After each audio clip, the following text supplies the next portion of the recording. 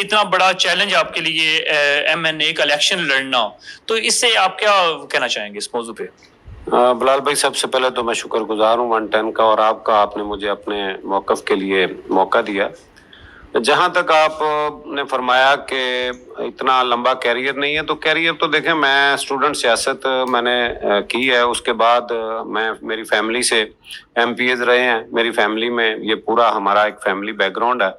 اس میں سیاست میں اس علاقے کی خاص طور پہ ہم ہر لحاظ سے کسی نہ کسی طرح انوالو رہے ہیں۔ ہاں، یہ بات ضرور ہے کہ میں نے کبھی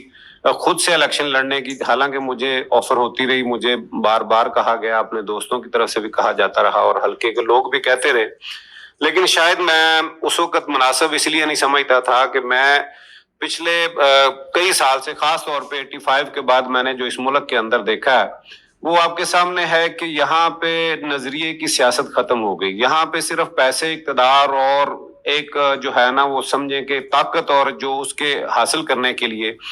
اس کے علاوہ سیاست کا کوئی مطلب نہیں تھا۔ کہ یہاں پہ پاکستان میں 85 کے بعد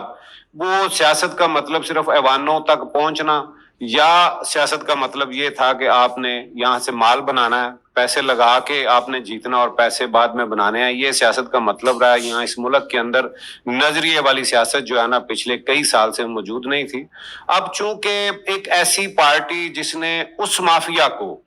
اس دو پارٹیوں کو جنہوں نے اس ملک کے اندر فروغ دیا ہے پیسے کی سیاست کو، کرپشن کو، اس مافیا کی جو وہ ایک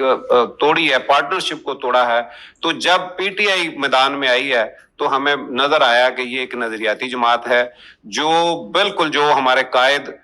اعظم رحمۃ اللہ علیہ کا ویژن تھا، یہ اس ویژن پہ چلنا چاہ رہے ہیں، پاکستان کو اسی طرح بنانا چاہتے ہیں۔ تو میں نے اپنا رول اس میں سمجھا کہ جناب اب ہماری اس میں گنجائش بھی ہے اور ہم ان کے ساتھ چل سکتے ہیں، کیونکہ شروع سے جب ہم اسکول کالج کی سیاست ہم نے کی ہے تو اس وقت ایک نظریہ تھا، بعد میں